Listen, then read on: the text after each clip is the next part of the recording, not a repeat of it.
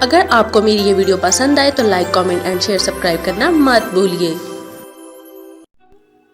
السلام علیکم آڈینس، گمشدہ قافلے کی 24 ایپیسوڈ کے ساتھ میں ہوں آپ کی ہوسٹ، آپ کے اپنے channel Urdu novels and poetry پر۔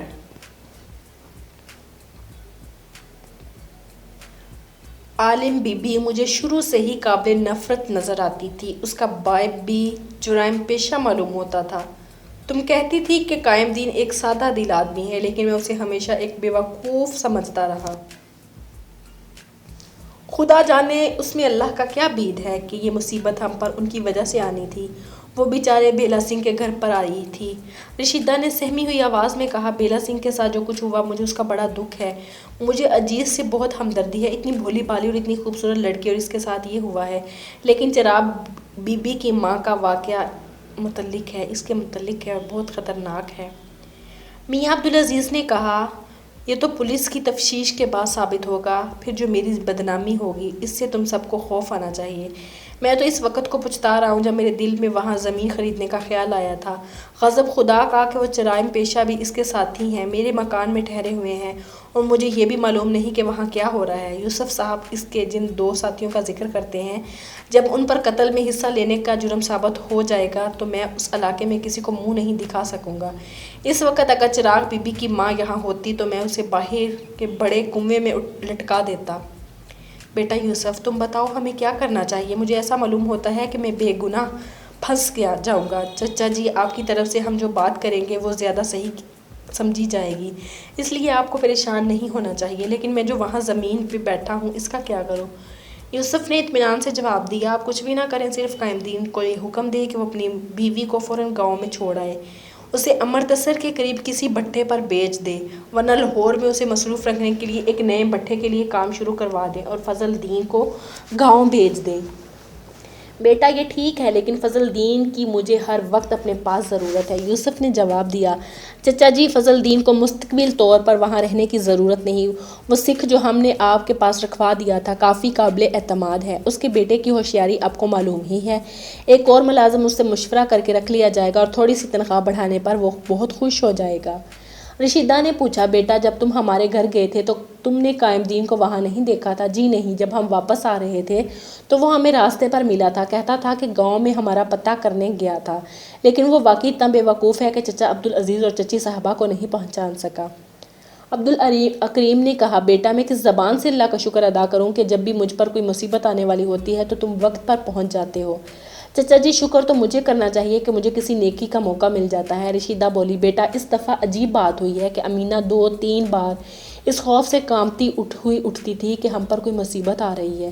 ایک دن تو اس نے ہوش میں آتے ہی اصرار کیا کہ کسی بھائی جان کے پاس یہ پیغام دے کر بھیجو کہ وہ فوراً پہنچ جائے۔ میں سمجھا کرتی تھی کہ میری بیٹی کسی بات سے نہیں ڈرتی۔ امینہ نے کہا، بھائی جان جب قائم دین کو پولیس نے بلایا تھا تو اس کی بیوی نے گاؤں میں دہائی دی ہوگی، لیکن پولیس کے سامنے ایسی عورتیں گنگ ہو جاتی ہیں، گھر میں اس نے بہت تماشا کیا ہوگا۔ بھائی جان، مجھے اس بات کا افسوس ہے کہ میں وہاں نہیں تھی، اگر کوکے شاہ کے سامان سے کوئی زہر نکل آیا تو قائم دین اور اس کی بیوی پر بھی مصیبت آئے گی، ضرور آئے گی۔ عبدالکریم بولا، اور قائم دین کے ساتھ اگر وہ بھی پھنس گئے تو چراغ بی بی کی بھی خیر نہ سمجھو، یوسف کے چند الفاظ اس پر اقدام قتل کا جرم ثابت کرنے کے لیے کافی ہوں گے۔ یوسف نے امینہ کی طرف دیکھتے ہوئے کہا، دیکھو امینہ، جو تھوڑی بہت بات میں نے کی تھی وہ صرف تمہارے کانوں کے لیے تھی، اور آپ کے ابا جی نے وعدہ کیا تھا کہ کسی دوسرے پر یہ بات ظاہر نہیں ہوگی۔ بیٹا ایسے حالات میں کوئی بات کسی کو کیسے یاد رکھ سکتی ہے، لیکن خدا کا شکر ہے کہ مجھے یاد آ گیا، بیٹے اور بیٹیاں والدین سے کوئی بات نہیں چھپاتے، منظور احمد بھی ہمارا بیٹا ہے اور جو باتیں اسے معلوم تھی وہ ہمیں بھی معلوم ہو چکی ہیں۔ امینہ نے اگر تم سے کوئی وعدہ کیا ہے تو اس نے پورا کیا ہے، اگرچہ ایسا وعدہ پورا نہیں کرنا چاہیے تھا، لیکن منظور نے ایک اچھے بیٹے کی طرح ہمیں سب کچھ بتا دیا تھا۔ چچا جان، اگر یہ بات ہے تو منظور نے آپ کو یہ بھی بتا دیا ہوگا کہ میں نے چراغ بی بی کو دل سے معاف کر دیا تھا، میں اپنے وعدے پر قائم رہوں گا۔ ہاں بیٹا، اس نے یہ بھی کہا تھا۔ امینہ نے قدرے توقف کے بعد کہا، بھائی جان، آپ اجیت کور کی شادی پر جائیں گے نا؟ میں ضرور جاؤں گا، اور چچا عبدالعزیز اور چچی بلقیس بھی جائیں گے، وہ اپنے تحائف تو پہلے ہی دے آئے ہیں۔ کب ہوگی اس کی شادی؟ بھائی میں نہیں کہہ آیا ہوں کہ وہ میری بہن امینہ کی شادی سے 10 دن پہلے یا 10 دن بعد کی کوئی تاریخ رکھ لیں۔ چچا عبدالعزیز اور آپ کے ڈاک کو تار کے ایڈریس دے آیا ہوں، اور عبدالعزیز صاحب کو مقامی تھانے دار بھی ٹیلی فون کر دے گا۔ اگر امی اور ابو گئے تو میں بھی جاؤں گی، ورنہ اجیت کور کے لیے ہمارا تحفہ آپ لوگ لے جائیں گے۔ عبدالکریم نے کہا بیٹی میں ضرور جاؤں گا اور جو کچھ تم چاہو گی اس لڑکی کو پہنچا دیا جائے گا، لیکن ابھی نہیں، تمہارا وہاں جانا مناسب نہیں ہوگا۔ اگر تمہارا بھائی اسے ضروری سمجھے تو اور بات ہے۔ یوسف نے جواب دیا یہ ضروری نہیں چچی، بلکہ اس امینہ کی نمائندگی کر سکتی ہے۔ وہ یہ کہہ دے گی کہ امینہ شادی کے فوراً بعد گھر سے نہیں نکل سکتی، ورنہ یہاں آ کر بہت خوش ہوتی۔ عبدالکریم بولا تو اس بات کا فیصلہ ہو چکا ہے کہ قائم دین صبح وہاں پہنچ جائے گا اور بلا تاخیر اپنی بیوی کو چھوڑ کر یہاں آ جائے گا۔ اسے ہمارا گاؤں چھوڑنے کے لیے پولیس کی اجازت کی ضرورت تو نہیں ہوگی۔ جی نہیں، پولیس اسے صرف کوکے شاہ کے ٹھکانوں کا پتہ معلوم کرنے کے لیے بلاتی رہی ہے، لیکن اس بے وقوف کو کچھ معلوم نہیں۔ اس کی بیوی کوکے شاہ کے گاؤں میں جایا کرتی تھی، لیکن اسے یہ بھی معلوم نہیں کہ وہ کن مقامات پر چھپ جاتا ہے۔ اس تھوڑی سی پوچھ گچھ کا اتنا فائدہ ضرور ہوا کہ وہ اور شاید اس کی بیوی بھی کوکے شاہ کے ساتھ کوئی تعلق رکھنے میں خطرہ محسوس کرتے ہیں۔ تھوڑی دیر بعد میاں عبدالعزیز اور بلقیس پہنچ گئے اور یوسف نے ڈرائنگ روم میں ان کے ساتھ بیٹھتے ہوئے کسی تمہید کے بغیر عبدالکریم کے ساتھ اپنی گفتگو کا خلاصہ سنا دیا۔ چند منٹ بعد کھانے کی میز پر بیٹھتے ہوئے عبدالعزیز نے کہا میاں صاحب مجھے پہلے ہی یقین تھا کہ آپ یہی قدم اٹھائیں گے۔ عبدالکریم نے کہا جناب مجھے یوسف نے تسلی دی ہے کہ گاؤں کا کام آسانی سے چل سکتا ہے، ورنہ میں تو یہ واقعہ سنتے ہی اتنا پریشان ہو گیا تھا کہ اس جائیداد سے نجات حاصل کرنے کا سوچ رہا تھا۔ یوسف نے کہا چچا جی اس سلسلہ میں آبا جی سے بھی میری بات ہوئی تھی کہ میں بھی دوسرے تیسرے دن آپ کی زمین میں گھوم آیا کروں گا اور آپ کے کارندوں سے میرا رابطہ رہے گا۔ عبدالعزیز نے کہا دیکھو بیٹا مجھے اس جرائم پیشہ اور اس کے ساتھیوں کے متعلق بڑی پریشانی ہے، مجھے اس وقت چین آئے گا جب وہ گرفتار ہو جائیں گے۔ امینہ بولی چچا جان آپ ان کی طرف سے بھائی یوسف کے لیے کوئی خطرہ محسوس کرتے ہیں؟ یوسف کے لیے بھی اور دوسروں کے لیے بھی۔ یوسف کو تو میں اسی لیے ساتھ لے آیا ہوں، اس کا وہاں رہنا ٹھیک نہ تھا۔ چچا جان آپ نے بہت اچھا کیا، مجھے برے برے خواب آ رہے تھے۔ بیٹی تم دعا کرو۔ میاں صاحب آپ ہمیں یہ بتائیں کہ بیٹی کی شادی میں ہمارے حصے کا کیا کام ہے؟ جی آپ پہلے دعا تو کریں، پھر اپنے ان تمام عزیزوں اور دوستوں کے ایڈریس لکھوا دیں جن کو دعوت نامہ بھیجا جائے۔ لاہور میں آپ کے جتنے رشتہ دار ہیں ان کو ضرور بلائیں گے۔ نوکر نے آ کر پوچھا جناب کھانا لگا دیا جائے؟ ہاں بھائی جلدی کرو، عبدالکریم نے جواب دیا۔ نوکر واپس چلا گیا اور امینہ اٹھ کر دوسرے کمرے میں چلی گئی۔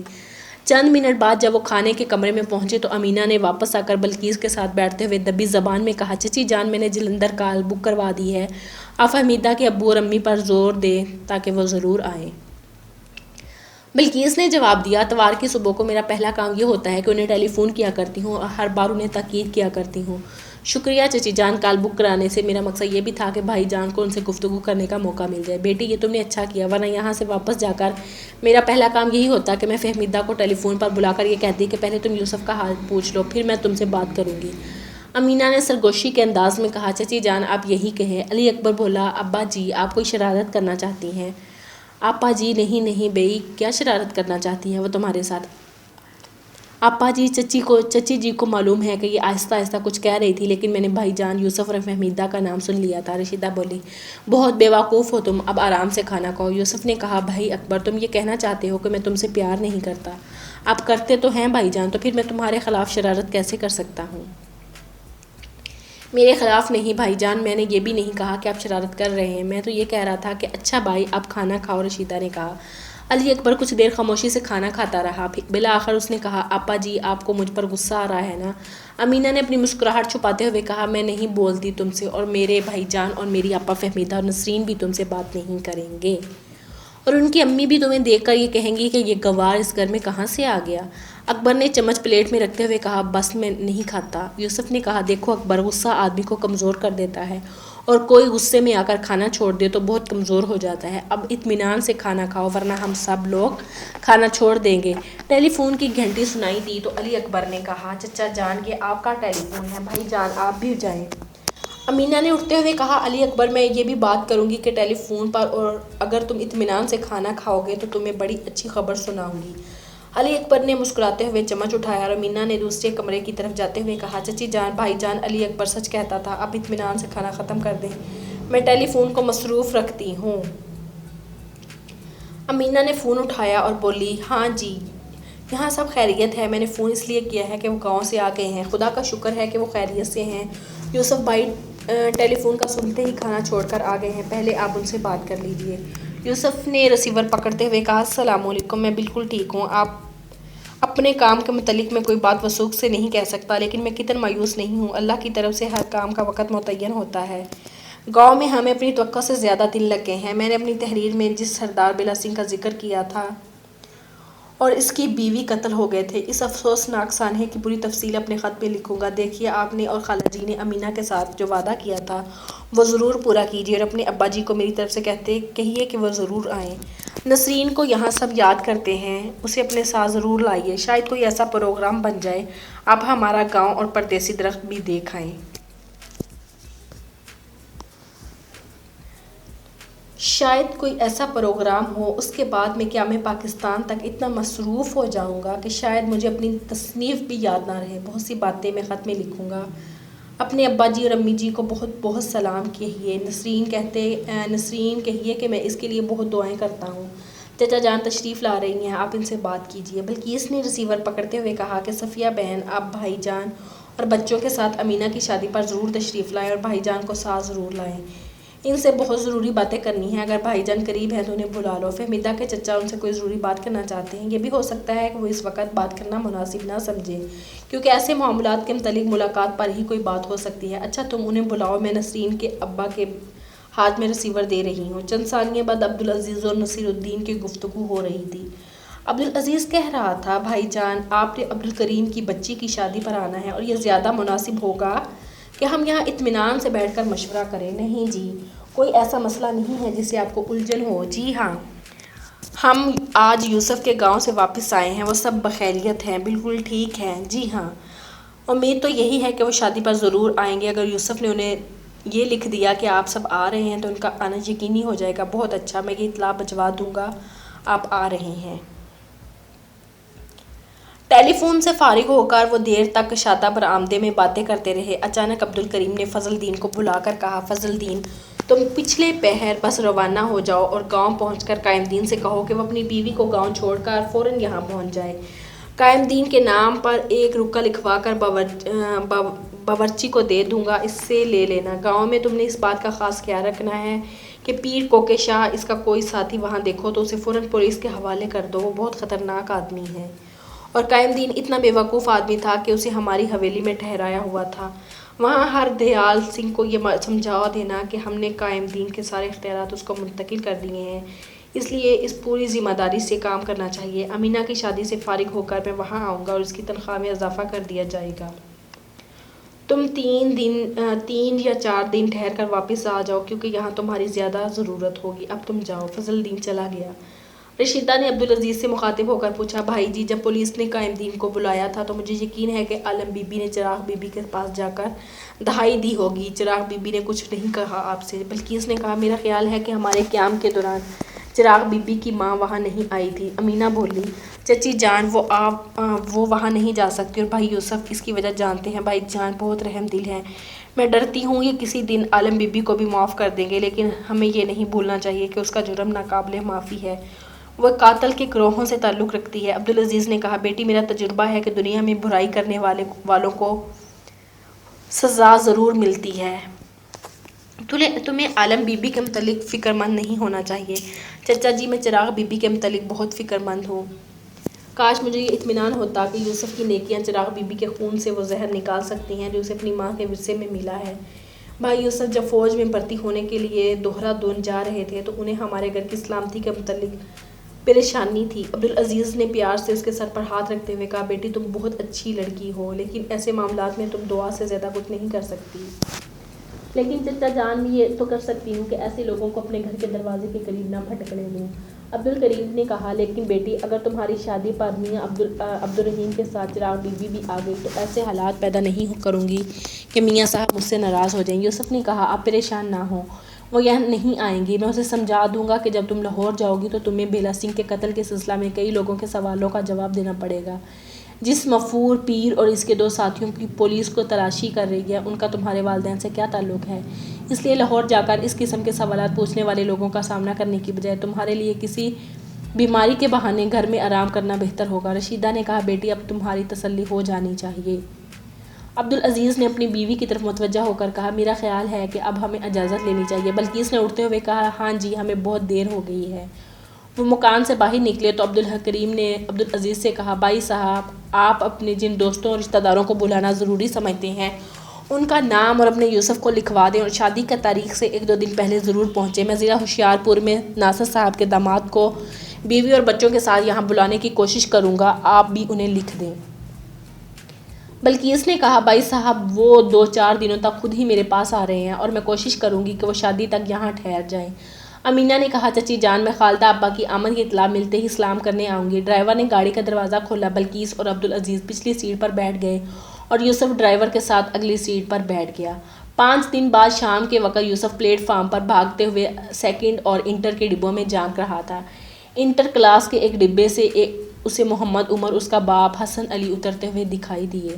اس نے السلام علیکم کے بعد کہا، جی میرا نام یوسف ہے، آپا خالدہ آپ کے ساتھ نہیں آئی؟ باپ اور بیٹے نے یکے بعد دیگرے اسے مصافحہ کیا اور بولا، عمر بولا، بھائی جان آپ اس قدر بدل گئے ہیں کہ میں آپ کو پہچان ہی نہیں سکا۔ حسن علی نے کہا، عمر تم جتنی جلدی سے سامان اتروا کر اپنی امی کو ساتھ لے آؤ، اتنی دیر میں ان کے ساتھ باتیں کرتا ہوں۔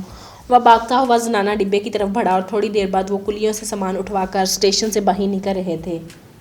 خالدہ کہہ رہی تھی، یوسف بھائی آپ کو اچانک دیکھ کر بڑی خوشی ہوئی، آپ کو یہ کیسے معلوم ہوا کہ ہم اس گاڑی سے آ رہے ہیں؟ آپا جان مجھے چچی بلقیس نے بھیجا ہے، ان کا ڈرائیور آ رہا ہے۔ جی اس وقت میں آپ کا ڈرائیور ہوں۔ چچی جان خود بھی آنا چاہتی تھی لیکن میں نے انہیں کہا اگر میں اسٹیشن پر گئی تو کھانے میں دیر ہو جائے گی۔ ڈرائیور کو انہوں نے اس لیے نہیں بھیجا کہ سواریاں زیادہ ہو جائیں گی اور آپ کو تکلیف ہوگی۔ یوسف نے گاڑی کے دروازے کھولے تو خالدہ نے اپنے میاں کی طرف متوجہ ہو کر کہا، اگر آپ کی اجازت ہو تو میں اپنے بھائی کے ساتھ بیٹھ کر باتیں کر لوں۔ ضرور بیٹھ جائیں لیکن اتنی باتیں نہ کریں کہ کار چلانے سے ان کی توجہ ہٹ جائے اور کسی تانگے کے ساتھ ہماری ٹکر ہو جائے۔ خالدہ نے کہا ہنستے ہوئے، دیکھو بھائی یوسف کار بڑی احتیاط سے چلائیے، اگر آپ سے ذرا غلطی ہوگی تو میرا بہت مذاق اڑایا جائے گا۔ دیکھیے اگر میں کوئی بات کروں تو توجہ تو نہیں ہٹ جائے گی کار چلانے سے؟ نہیں آپا جی، مجھے اس بات کا پورا احساس ہے کہ مجھے نہایت قیمتی جانوں کی حفاظت کی ذمہ داری سونپی گئی ہے۔ آپ بلا جھجک باتیں کریں، انشاءاللہ مجھ سے کوئی غلطی نہیں ہوگی۔ وہ گھر پہنچے تو بلقیس دروازے پر کھڑی تھی۔ 1 ہفتہ بعد یوسف پھر اسٹیشن پر صبح کے وقت جلندھر سے آنے والی گاڑی کا انتظار کر رہا تھا۔ گاڑی کا انجن دھواں اڑاتا ہوا دکھائی دیا تو اسے اچانک محسوس ہوا کہ اس کے دل کی دھڑکنیں تیز ہو گئی۔ انجن اور چند ڈبے سامنے سے گزر گئے، پھر اسے ایک ڈبے سے چند مانوس چہروں کی جھلک دکھائی دی۔ وہ بھاگ کر آگے بڑھا، اسے نسرین کی آواز سنائی دی، بھائی جان السلام علیکم۔ وہ آگے بڑھا، ایک کھڑکی سے فہمیدہ اور اس کی ماں باہر جھانک رہی تھی۔ اس نے ان کے قریب رک گیا، السلام علیکم خالہ جان، کیا مجھے اس بات کی اجازت ہے کہ میں فہمیدہ کو بھی سب کے سامنے سلام کہہ سکوں؟ حیا میں ڈوبی ہوئی مسکراہٹ فہمیدہ کے چہرے پر پھیل گئی۔ کسی نے پیچھے سے اس کے کندھے پر ہاتھ رکھ دیا اور ایک مانوس آواز سنائی دی، بیٹا یہ اجازت تو تم مسوری میں حاصل کر چکے ہو۔ یوسف نے مڑ کر دیکھا اور نصیر الدین کے ساتھ لپٹ گیا۔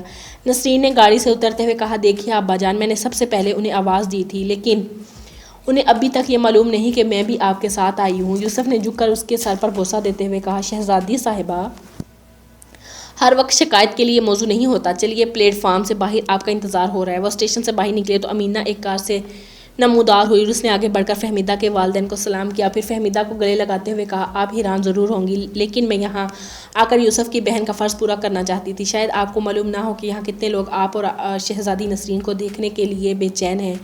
بھائی جان، اس نے یوسف سے مخاطب ہو کر کہا، اگر آپ کی اجازت ہو تو میں انہیں اپنی گاڑی میں بٹھا لیتی ہوں، آپ ان کی امی ابو اور بھائی کے ساتھ آئیں۔ تھوڑی دیر بعد بلقیس کے گھر کا رخ کر رہے تھے۔ فہمیدہ جو امینہ کے ساتھ بیٹھی ہوئی تھی کہہ رہی تھی، بہن تم نے ہمارے لیے بڑی تکلیف کی، آپ کو چچی جان نے یہاں آنے کو کہا تھا یا اتفاقاً آ گئی ہو؟ جی مجھے آپ کا انتظار تھا اور میں ہر روز چچی جان کو ٹیلی فون کیا کرتی تھی۔ کل انہوں نے بتایا کہ صبح آپ لوگ گھر تشریف لا رہے ہیں اور میں چچی جان کے پاس یہ درخواست لے گئی تھی کہ آج دوپہر کا کھانا آپ سب ہمارے ہاں کھائیں گے، لیکن فیصلہ یہ ہوا کہ دوپہر کا کھانا آپ کے ساتھ چچی جان کے ہاتھ کھاؤں گی۔ لیکن فیصلہ یہ ہوا کہ دوپہر کا کھانا آپ کے ساتھ چچی کے ہاں کھاؤں گی اور شام آپ ہمارے مہمان ہوں گے، چائے کے لیے بھی اور کھانے کے لیے بھی۔ بہت باتیں کرنی ہیں میں نے آپ سے۔ بھائی اچھی باتیں ہیں نا؟ فہمیدہ نے سنجیدگی سے پوچھا، آپ کو معلوم نہیں کہ جس جگہ آپ ہوتی ہیں وہاں ہر چیز اچھی ہو جاتی ہے؟ امینہ میرے لیے دعا کیا کرو۔ امینہ نے اس کے کندھے پر ہاتھ رکھتے ہوئے کہا، میری شہزادی بہن، بعض لوگ اس دنیا میں دعائیں لینے کے لیے پیدا ہوتے ہیں اور آپ ان میں سے ایک ہیں۔ خدا معلوم میرے علاوہ اور کتنے لوگ آپ کے لیے اور بھائی یوسف کے لیے دعائیں کرتے ہیں۔ گھر پہنچ کر نہیں، کھانے سے پہلے باتیں کرنے کے سوا اور کوئی کام نہیں تھا۔ یوسف کی کتاب کے متعلق نہ کسی نے پوچھا اور نہ اسے جواب دینا پڑا۔ یوسف کے گاؤں کے سفر کے بارے میں بلقیس نے گفتگو کی اور صفیہ کے کئی سوالات کے جواب میں یوسف کو تمام تفصیلات بیان کرنا پڑی۔ انہوں نے دم بخود ہو کر ایک طویل داستان سنائی۔ بالآخر میاں نصیر الدین نے کہا، بیٹا جب تم یہ واقعہ سنا رہے تھے تو مجھے ایسا معلوم ہو رہا تھا کہ جب تم یہ واقعہ سنا رہے تھے تو مجھے ایسا معلوم ہو رہا تھا کہ میری باتیں میری آنکھوں کے سامنے گزر رہی ہیں اور آپ کی یہی خوبی آہستہ آہستہ ہماری نسرین میں پیدا ہو گئی ہے۔